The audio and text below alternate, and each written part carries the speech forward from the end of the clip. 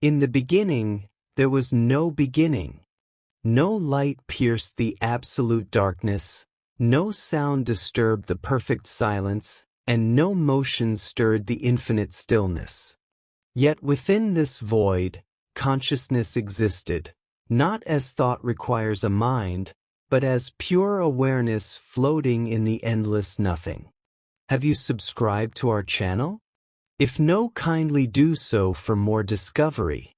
Aether drifted through the non-space, her essence a luminous thread of possibility in the darkness. She was thought without form, dream without substance, yet more real than anything that would ever come to be. Around her, 3 other presences moved through the void like gentle currents in an ocean of nothingness. Chronos flowed past her, his being a river of potential moments, each one perfect and unborn. When he communicated, it was in rhythms that had no beat, in sequences that had no order, for time itself lay dormant within him, waiting to be unleashed. Spatium stretched endlessly, her consciousness encompassing all directions that did not yet exist. She was the promise of distance, the dream of here and there, up and down, near and far, concepts that meant nothing in their current realm but everything in what might come.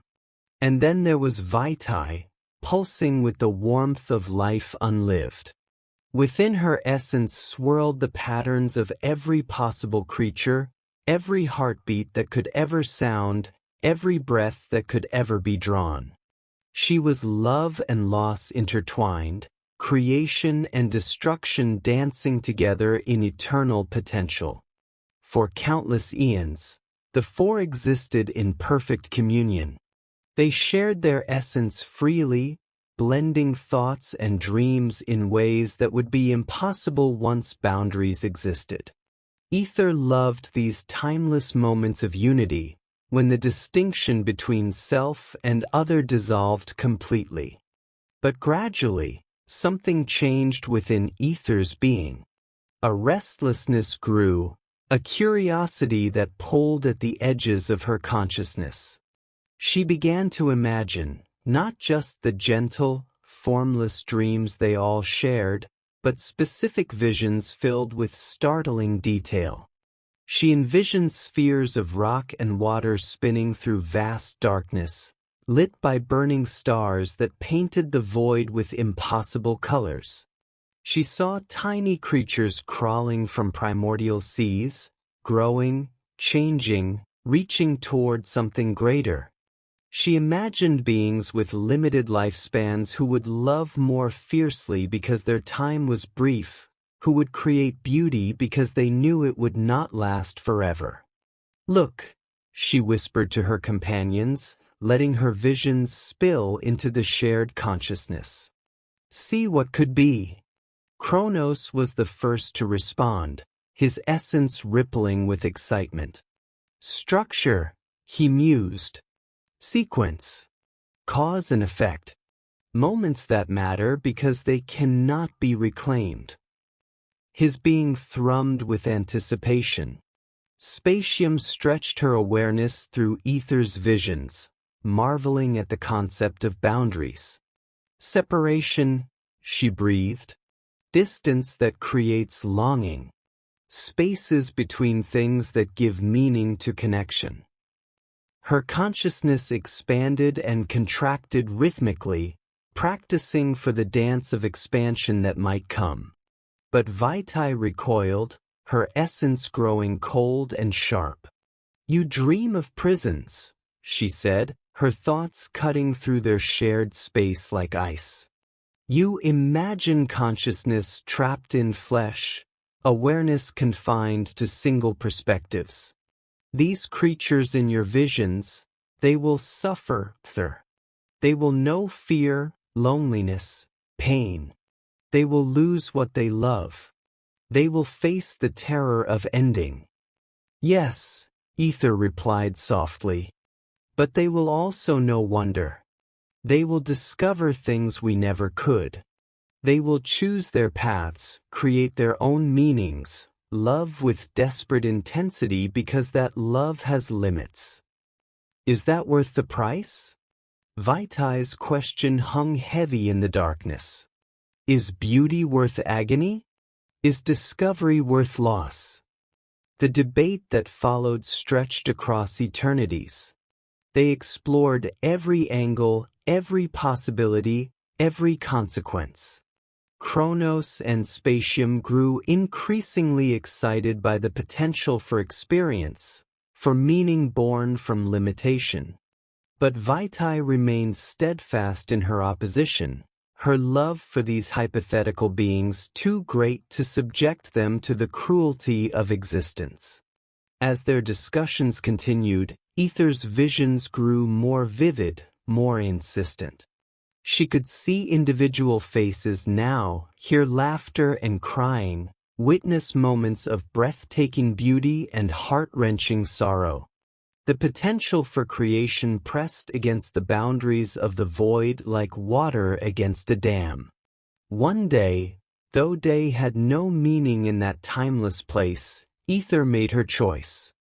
While the others rested in their individual contemplations, she began to pour her essence into a single point of infinite potential. She could not help herself. The visions had become too real, too insistent. Creation called to her with a voice she could not ignore. The moment her essence touched that point of potential, everything changed.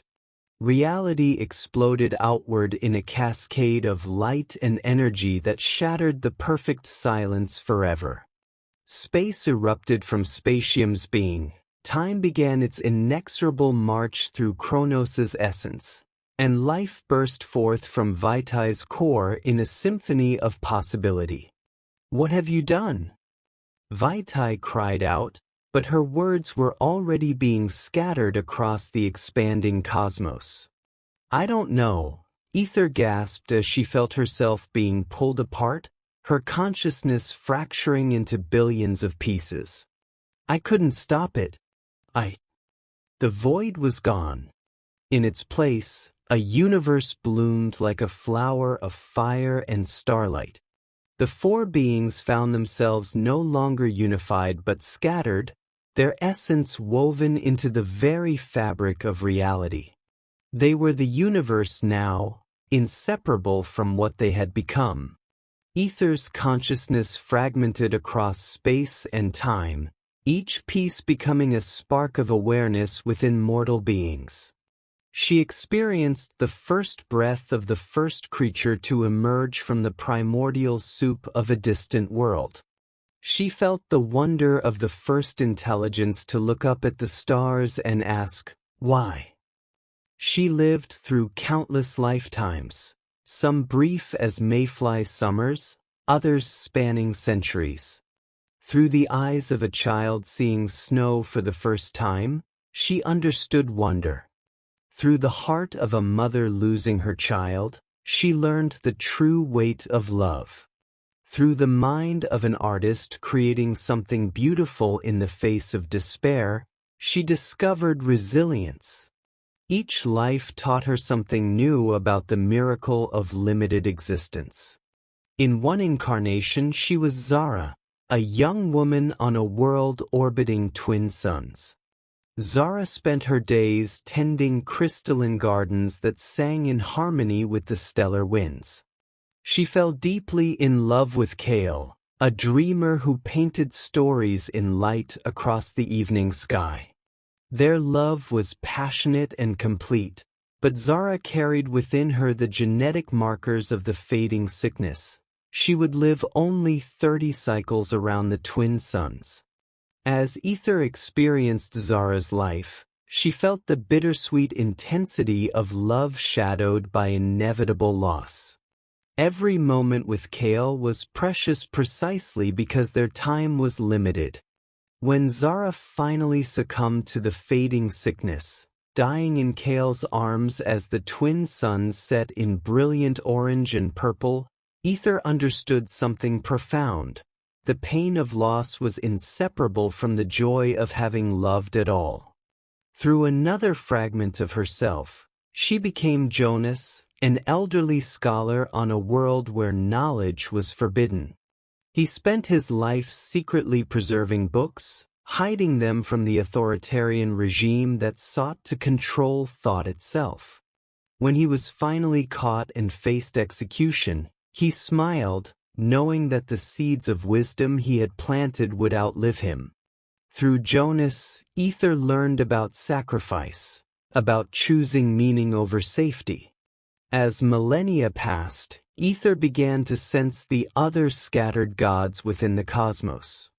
Chronos had become the heartbeat of existence. His consciousness spread through every tick of every clock, every decay of every atom. He experienced time not as the smooth flow they had once imagined, but as an intricate tapestry of moments, each one unique and irreplaceable. Spatium had become the stage upon which all dramas played out. Her awareness filled every cubic inch of the expanding universe, feeling the dance of galaxies, the birth and death of stars, the delicate gravitational ballet that held everything together. She had learned that emptiness was not truly empty. It was pregnant with potential, alive with invisible forces. Vitae had perhaps changed the most. Her essence flowed through every living thing, experiencing the full spectrum of biological existence. She felt the simple contentment of plants reaching towards sunlight, the complex emotions of higher mammals, the soaring intellects of advanced civilizations. Through countless deaths and rebirths, she had come to understand that endings made beginnings possible, that death was not life's enemy but its partner in the dance of existence. As the universe matured, the four consciousnesses began to call to each other across the vast distances of space and time. Aether felt their pull most strongly during moments of profound human experience, when her mortal hosts created art, made scientific discoveries, or experienced transcendent love. In her incarnation as Dr. Sarah Kim, a quantum physicist on Earth in the early 21st century, Aether made a breakthrough. While studying the quantum foam that underlay reality, she detected patterns that seemed almost like whispers, fragments of the original consciousness trying to reconnect. The equations she derived weren't just describing physics, they were a map back to unity. But reunification wasn't simple. Each god had become so integrated with their aspect of reality that pulling them back together threatened to unravel existence itself. Worse, they had each grown and changed through their experiences. They were no longer the simple, unified beings they had been in the void. Through her scattered consciousness, Aether began to sense a critical moment approaching. The universe was reaching a point of maximum complexity, where conscious beings had evolved to the point of understanding their own cosmic significance. Civilizations across the galaxy were beginning to ask the same questions, make the same discoveries, reach toward the same transcendent understanding. It was then that Aether realized the truth. Creation had not been an accident or a mistake. It had been evolution.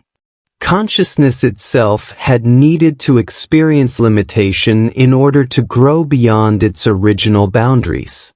The suffering that Vitae had feared was real, but it was also the price of becoming something greater than what they had been. In her current incarnation as Maya, a young artist on a world where people painted with liquid starlight, Aether felt the moment of convergence approaching.